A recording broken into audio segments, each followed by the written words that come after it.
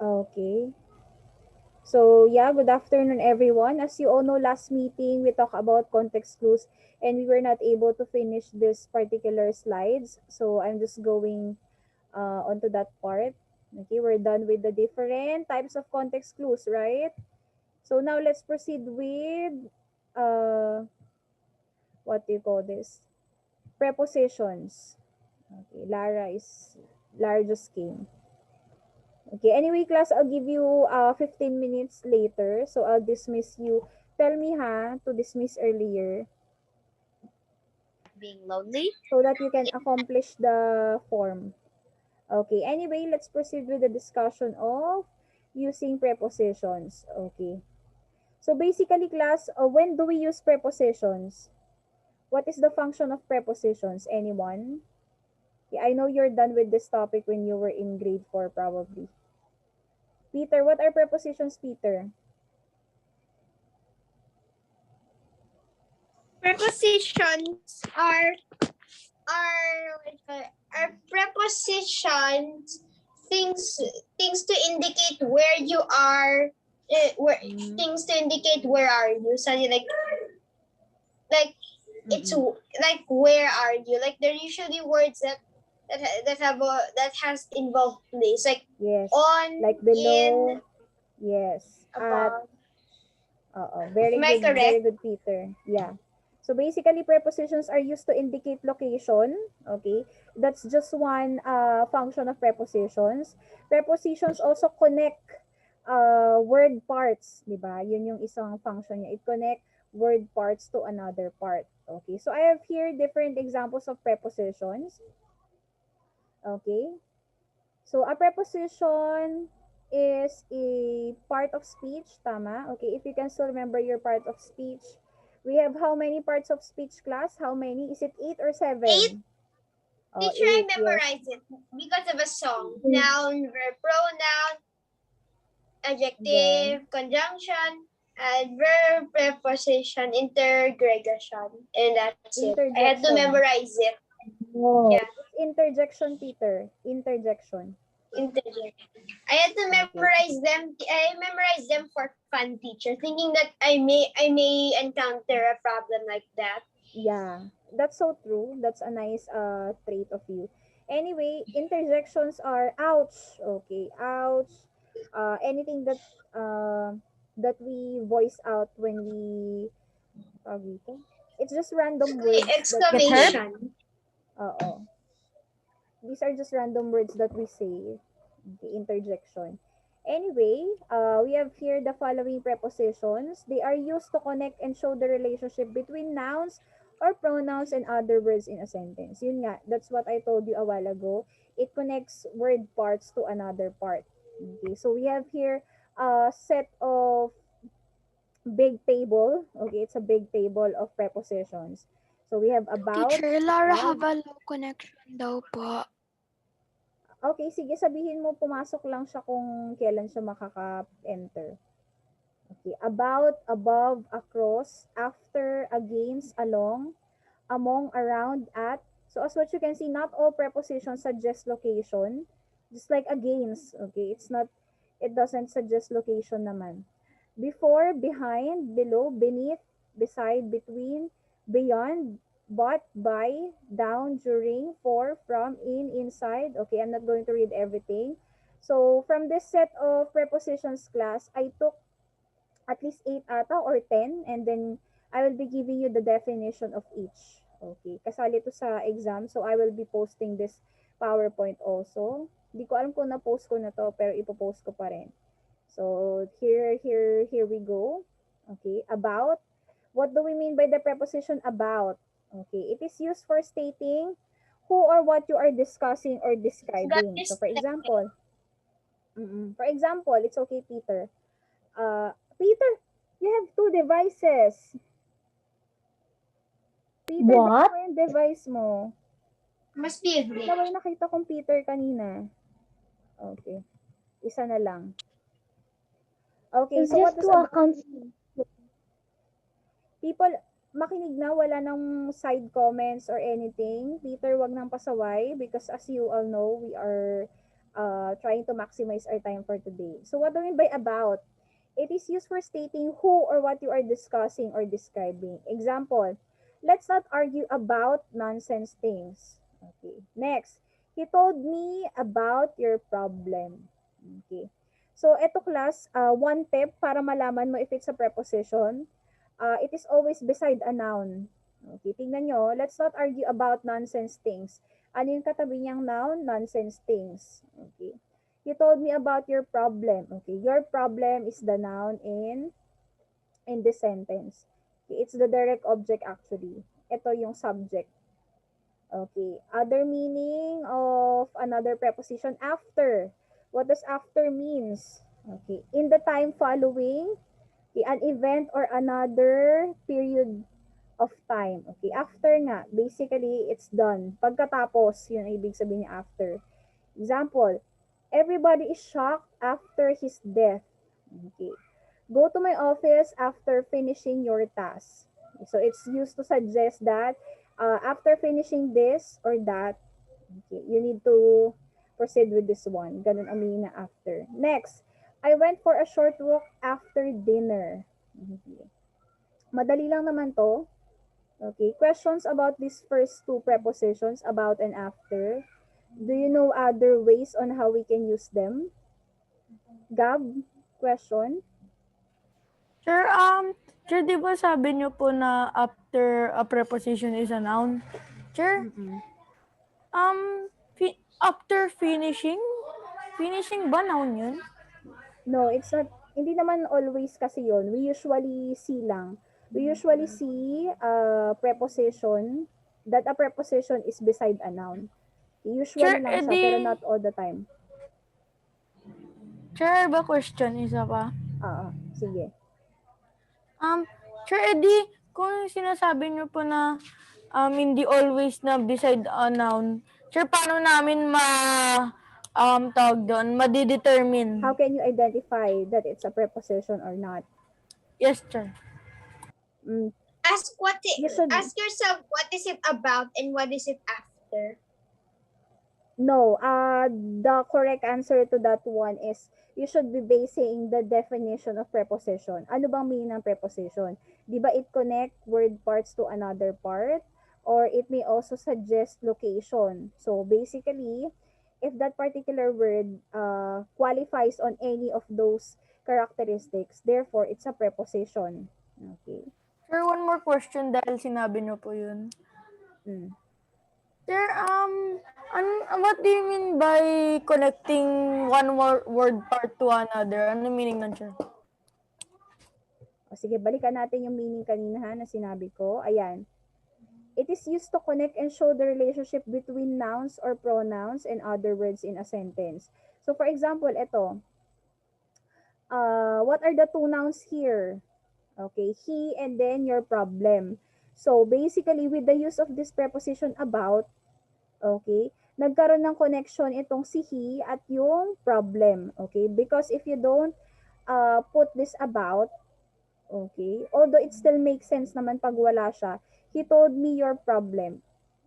Hindi pala, it feels off. Pangit siya pakinggan without the preposition. So basically, we use the preposition so that we know the connection between one noun to another noun. Okay, in the sentence. Ano pa ba? Let's not argue about nonsense things. Ito, so what you can see, walang binanggit kung sino yung subject dito. Pero dito kasi, let's is a combination of let us. So, us is the noun. Okay, and then what is the connection of us to nonsense things? Okay, about, because of the use of about, you know the connection between you, okay, the person talking, and about nonsense things. So basically, it has something to do with that. Okay, next. Everybody is shocked after his death. Ito naman, ang tawag dito? Without the preposition kasi, Gab, you cannot actually say kung kailan naging shock yung mga tao. Okay? That's why we need a preposition after the word shock. Okay? Do you get that, Gab? Like parang prepositions are really helpful in order for you to tawag ito, specify a certain thing. Okay? Aside from that, specify the action, kung paano nangyari yung action. Okay? Just like this one, everybody is shocked after his death. Okay? Anyway, there will be a part in your exam wherein you have to choose the appropriate or the most appropriate type of, hindi naman type, the most But you have the appropriate possible. How possible? prepositions. It Come could, again? what if some prepositions are possible? No, I will make sure naman that there is only one correct answer for that particular item. Okay, for example, Promise? oo, hindi siya hindi magfi-fit yung other three distractors. Ganun na lang ang gagawin ni teacher. And of course, you have to use context clues, 'di ba? Okay, usually ganun kasi ang tawag dito. It's so hard to explain but I'm trying my best. Parang ito, Gab.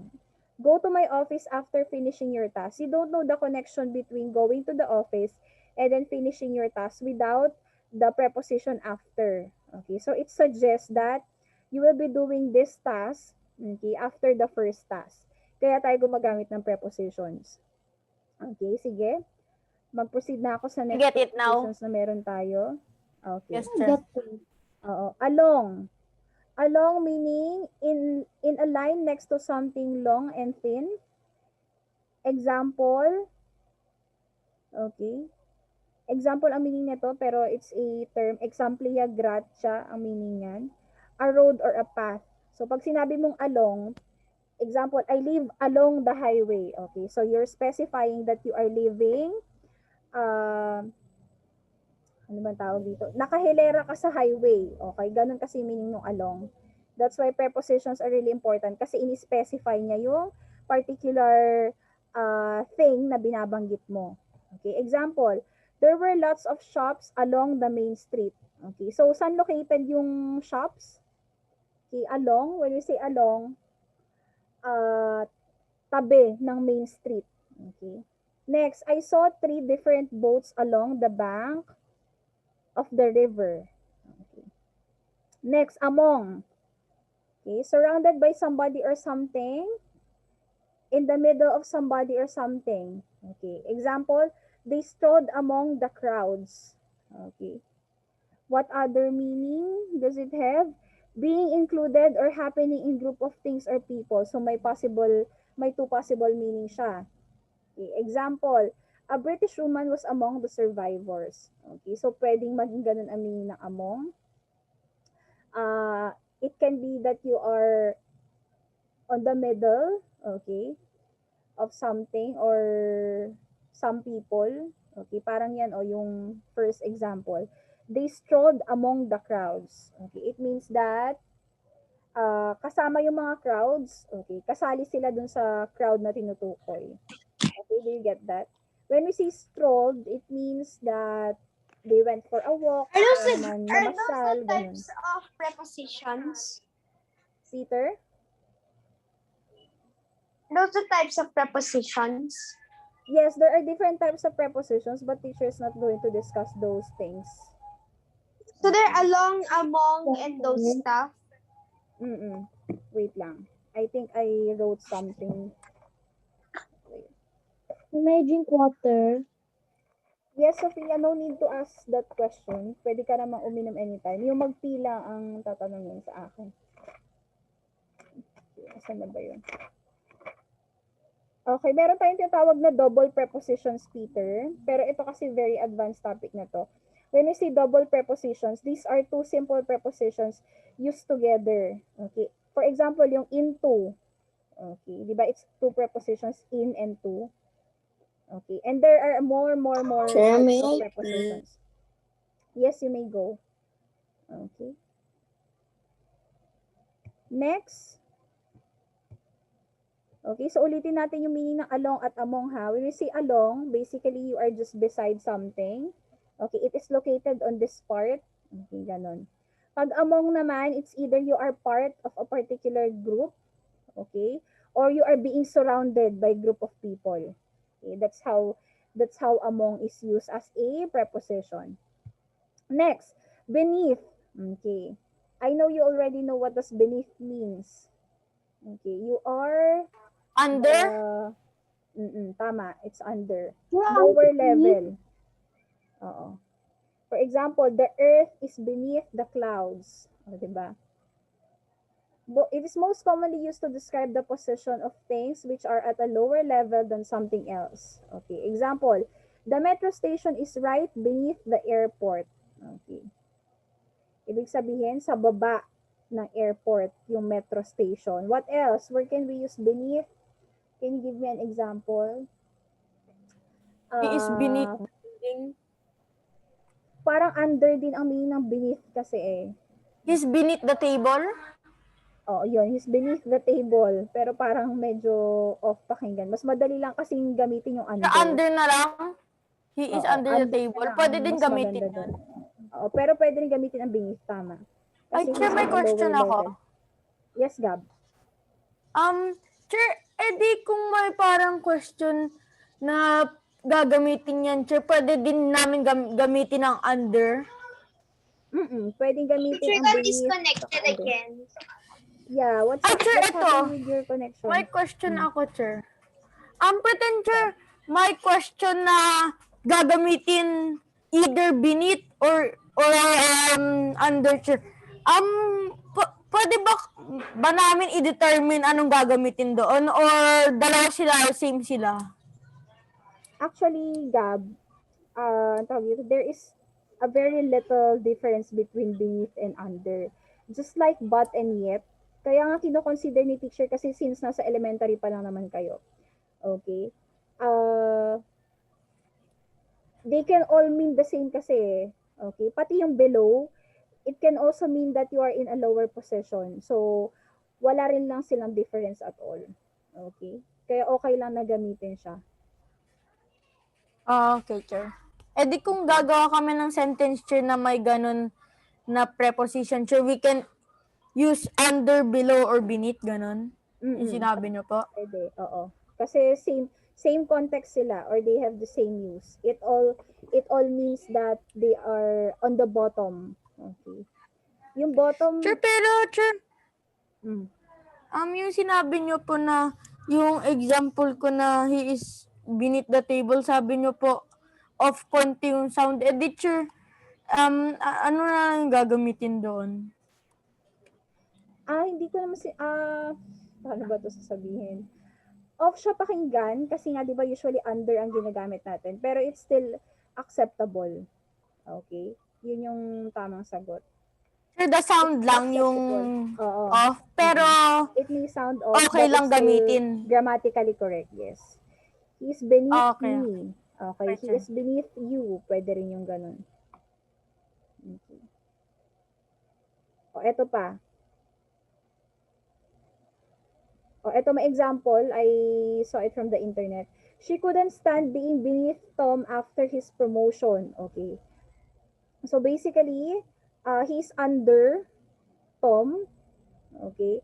In terms of position. Okay. So, halimbawa, mas mataas na si Tom kumpara sa kanya kasi nga na-promote siya. Teacher, so beneath doesn't involve numbers. What do you mean numbers? Bakit naman Like there are no number dito? numbers. Walang There, number. It only suggests the position. So ang beneath Gab. pwedeng sabihin, saan ka, nasa under ka, or pwede din what position you are in, kung beneath, ganon yung sinabi niyo po kanina. Yes. You can also use it, yun nga yung literal na place na nasa ilalim ka. Or yung status, the Yes, status. precisely. Very good, Gab. You got the point. You can also use it as a status. Okay, in terms of employment o kaya naman in terms of position in an organization, pwede mo rin siyang gamitin. Okay. Okay.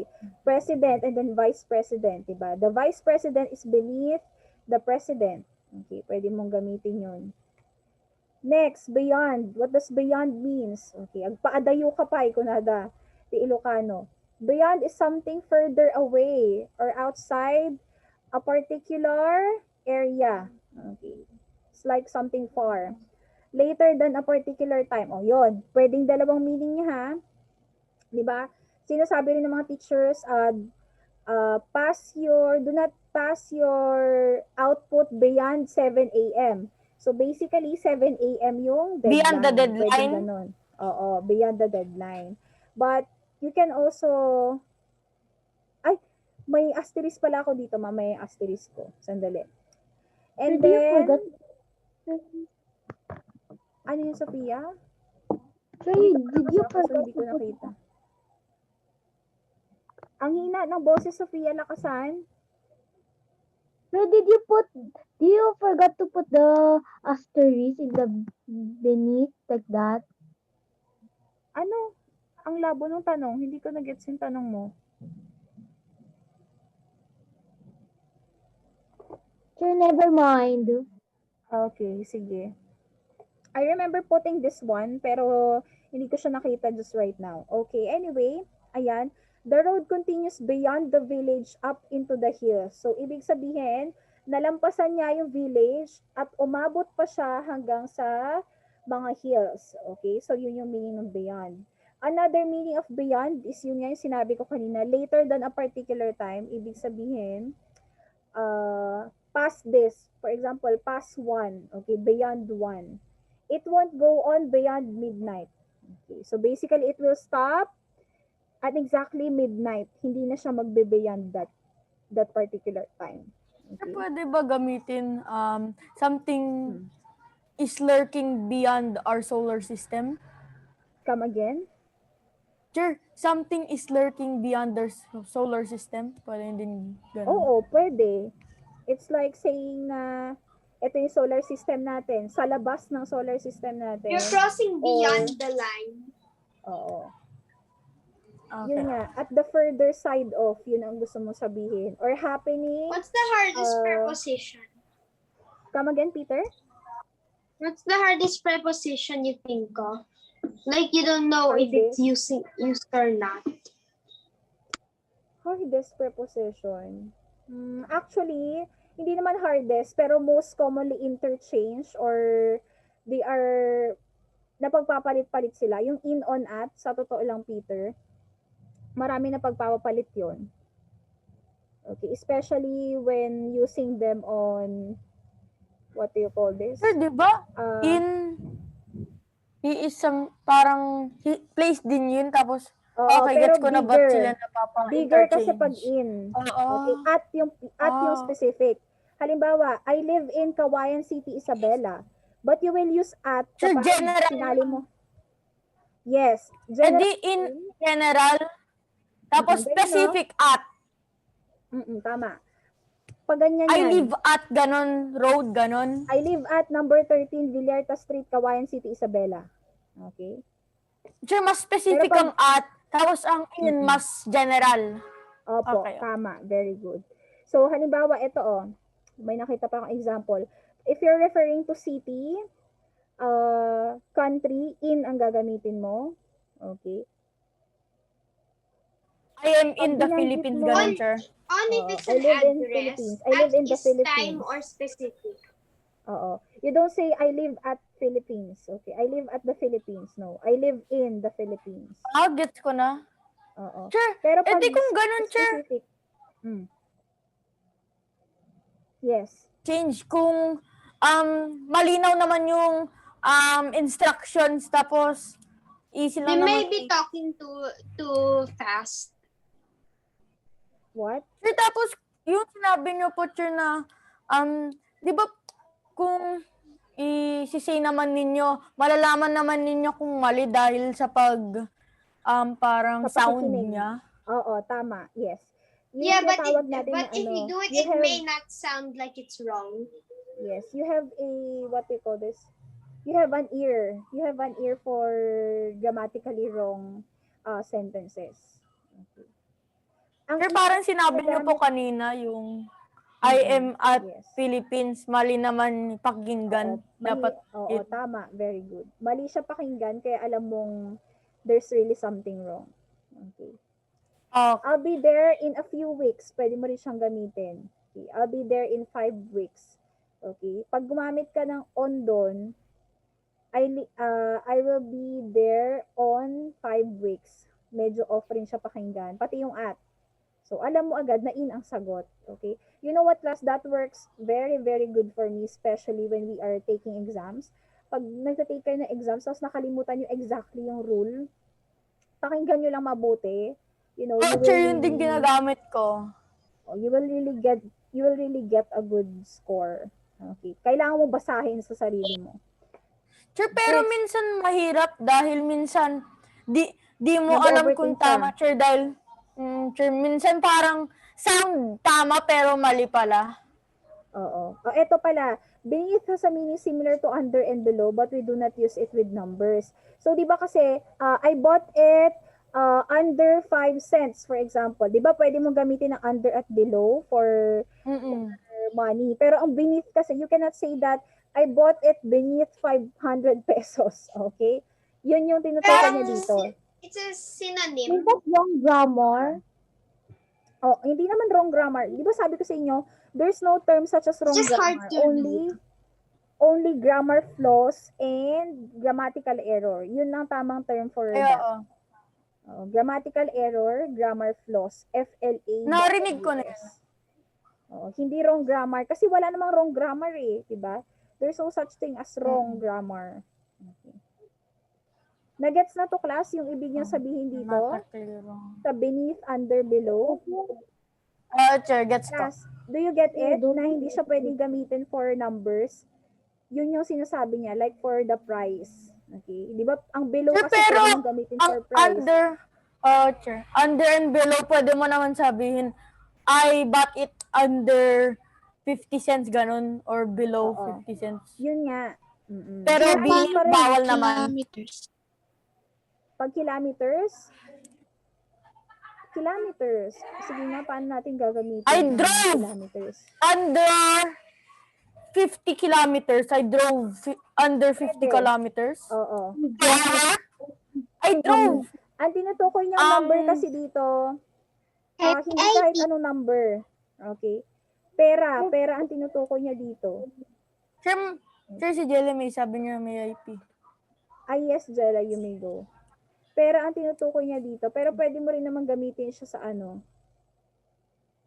Yun nga, under at below, pwede talaga magamit If sa you use number. the right words, pwede mo Pag beneath, gamitin yung under and Yes, below. pag beneath, hindi rin pwede ang beneath for kilometers. Okay, I drove beneath 60 kilometers. Okay, hindi rin pwede. Sir, hindi Basta sound under at right. below. Alam ko ang beneath, sir. Laging ginagamit parang under something. Oo. Okay, anyway, next na, para makalipat na tayo. Into and like. Okay. Into is to a position in or inside something. Okay, sa loob. In the direction of something. Example, she dived into the water. Okay, when you say into, okay, dun mismo. Dun siya pumunta. Nasa loob Next. siya. Speak clearly into the microphone. Okay. When you say, di ba dalawa nga yung meaning niya? Yung first sentence, yung she dived into the water. Okay, pumasok Inside the siya water. sa loob ng water. Sinubmerge na yung sarili niya into the water. But the second example has this meaning, in the direction of. So, speak clearly into the microphone. Okay, meaning, this is the microphone. Sa direction You ng have to- microphone. Yes, you have to speak into the direction of the microphone, which is in front of it. Okay, I have a note again here. What's the difference of into, that is close together, and then into, na separate. Okay, so May into, space. magkaiba talaga sila, class. Sabi niya dito, into is the Are you gonna upload the adverb. presentation, teacher? Come again? I'm gonna upload the presentation. Yes, of course, I'm going to upload this, especially this one, because it's a bit complicated topic. Next, into. Into is the adverb in, followed by the preposition to. Okay? They aren't really related and only happen to fall next to each other based on sentence construction. Yes. What are some examples of sentences that uses in and to in a sentence? Can you think of? I have a question. Yeah. Sir, may 2 o'clock? the meaning, chairs, sa meaning ng into na walang space, tapos into na may space. Sa sentence, chair, pretend, yung isa chair, pwede pa rin gamitin ng into na may space sa isang sentence doon, sir, yung nakalagay, she dived into the water. Pwedeng gamitin pa rin yung into na may space? Oo. Kasi ang nakafocus doon is yung in. Okay? Nakafocus doon sa sentence na yon yung in, hindi doon sa to. Yun nga yung sabi niya, pero hindi siya nagfa-function as preposition doon. Okay? He dived into the water. Okay? Yung adverb na in, okay? Doon siya nakafocus doon sa sentence na yon, hindi doon sa word na into. Okay? Do you get that, Gab? They don't make sense as one, yung in na may space to. Hindi sila nagfa-function as one compared to this one. Compared sa into na walang space. Sir, so, Get ba yun, Gab? sa into, mas focused ang in kaysa sa to. Oo. Sa into, sir, they act as one na. Oo, tama. So, parang Sir? yun nga yung sinasabi niya. Tawag dito. To there is just tawag dito, use as preposition also, pero what you're actually referring to is yung in ang focus doon. Okay? Para malaman mo yung ginagawa ng isang okay. action. Okay, gets ko na. Okay, pala. Parang tinutulungan Okay, I siya get it now. nung to na word, but the thing is that they don't function as one. Okay? Sir, yung future pa specific lang, Mm-mm. tinutulungan niya yung insure to specify saan. Yes. Oo. Kasi without to, okay, for example, tanggalin natin yung to. She went in the water. He is in the pool. Oh, she is in the pool. Pwede pa yun. Oh, she's into the pool. Yes, ano yun? Do not submerge into the water. Oh. Teacher, Kyle? Kyle wants to have a question. So, may sinasabi si Carl. So Ayun, can I go Kyle, to, can I drink water? Okay, sige. Sabi ko nga sa inyo, wag yun ipagpaalam yung pag-drink ng water. Diba? Okay, You only sige. pee? Less than So, a minute. the only Oh, yes. Okay. The only difference is, what Sir, are you yung doing, Ariana? difference You're making ng faces. into sa in. Sir, yung difference ng into na walang space tapos sa into na may space. Yung into na